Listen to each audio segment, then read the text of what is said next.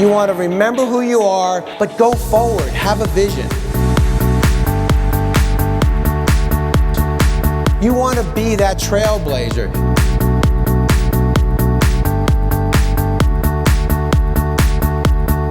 Doing the right thing because it's the right thing to do.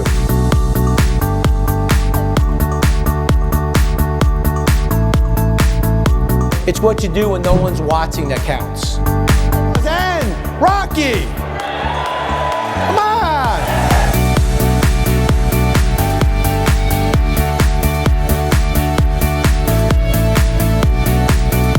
Think like a customer, feel like a valued individual, but act like an owner.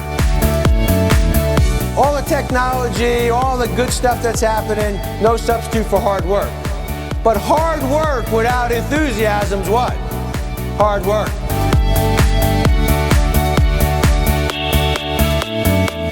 At this point now, you have to establish what we won't compromise. That's critical.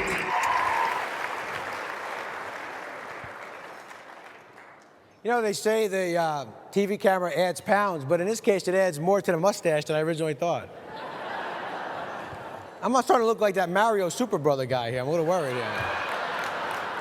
Man, what are you gonna do? What makes the network so good? Well, Coach John Wooden, someone I always read, admired, and talked a lot about.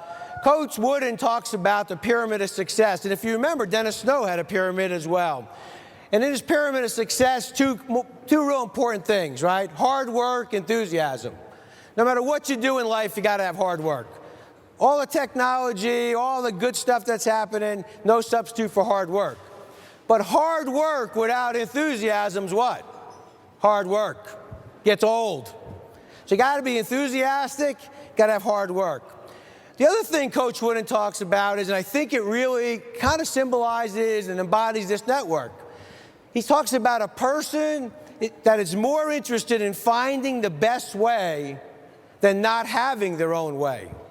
That's you. You want the best way. You want to do the best you can for your customers. How does that company get in that situation? How does a company like Wells Fargo, or how does Enron get there?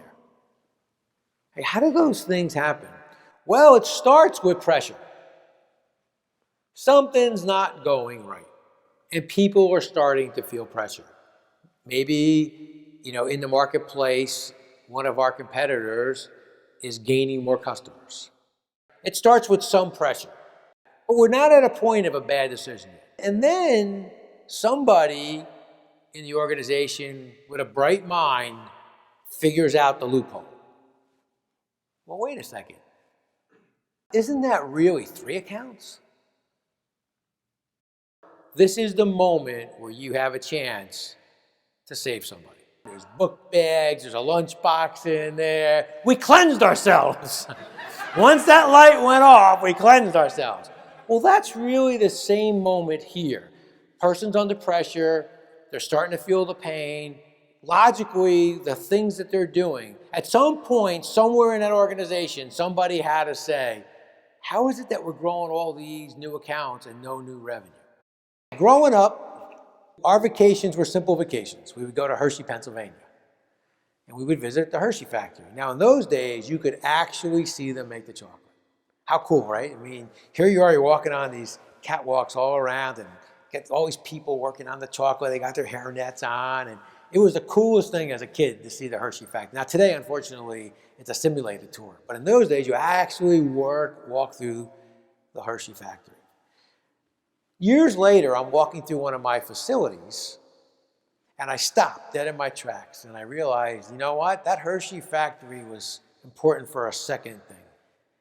I thought about how much confidence Hershey had to have in their people, that their customers were walking through that Hershey factory all the time. And I looked around my facility, and I wondered, if my customers walked in here at any time unannounced, would they ever ship a package again? I'm thinking, oh my God, I gotta run a Hershey factory. So from that day forward, I challenged myself and all my people to run a Hershey factory. Your customers can come in at any time and be proud to do business with you. They saw how you produced the product, how you produced their product, how you handled their product, how you took care of their product, regardless of what that product is. Would they ever ship again, or would they ever engage with you again? And so I challenge all of you, run your Hershey factory.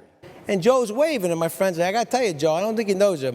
Joe says, look, if I go up and he recognizes me, will you believe I know the Pope? My friend says, absolutely. So Joe walks up, the Pope turns around, on to me, Joe Scaffone's here. Hugs him. With that, there's a big commotion in the crowd. My friend fainted. They run over, what happened? He goes, hey, look, I was impressed when the Pope knew you. When the guy next to me said, who's that next to Joe Scaffone? I couldn't believe it. So, who's Joe Scaffone? Joe Scaffone is that person that knows their people. Joe Scaffone is the person who knows their customers. Joe Scaffone is a person who cares about their customers. Joe Scaffone is that person that says, regardless of what's right or wrong or what I think or happy, sad, I'm going to do the right thing. Joe Scaffone says, I put my customers first. Joe Scaffone's the guy that says, when my problem becomes the customer's problem, they leave. It's so important that we as leaders never make that compromise, that people see that that's important to us, that we'd rather take the hard way and the tough road than take the easy way and make a compromise. And so this concept of balanced leadership, think like a customer, feel like a valued individual, but act like an owner. And if you can make your decisions in the context of those three constituents, you make good decisions, you make better decisions, and all three get represented. Well, the first thing is, who's the customer? Some say, well, it's the person walking in who wants breakfast. Some say, no, it's the franchisees. We run a franchisor organization, and if our franchisees are happy, we're happy. The franchisee's making money, we're making money. A third person says, well, no, it's the vendors. We've got to keep our vendor network happy. So it's hard to solve a problem if you haven't identified who the customer is. So the first step is, who's your customer? True empowerment is when people discipline themselves. That whole empowerment comes from me understanding what the plan was, what role I played, how I was going to execute that plan. And when I didn't, then I'm going back saying, hey, I got to try this, I got to do this differently, this isn't what I want. So that's how people feel like valued individuals. I know the role I play, I know what part I take, and how I'm going to execute that and be part of it. So let's talk about this act like an owner. If we can empower our people to think that way when they're making decisions are different decisions then. Because you would say to them in the course of a conversation, if you owned this business, would you do this? If this was your company, would you do this? Hey, if this was your candy store, would you do this?